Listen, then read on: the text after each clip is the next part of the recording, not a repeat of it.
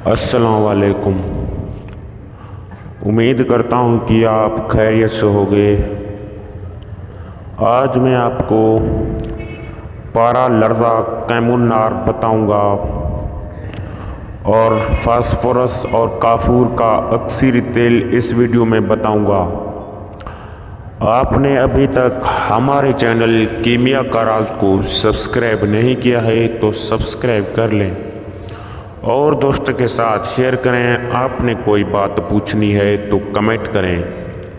तो चलते हैं नुस्खे की तरफ। 10 तोला पारा, 2 किलो मिट्टी का तेल, एक लोहे की कढ़ाई लेकर आग ज़ीरो पर रखें। पारा डालकर 1 पाव जैतून का तेल, 2 तोला काफूर डाल दें। नरम आग पर 10 घंटा पकने दें। जब तेल ख़त्म हो जाए दोबारा 1 पाव डाल दें और 2 तोला काफूर डाल दें।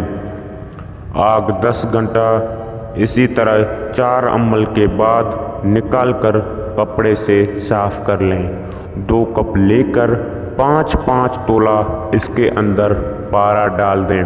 1 तोला फास्फोरस पानी के अंदर 19 ठिकरे कर टुकड़े करके इसके अंदर एक टुकड़ा डालें।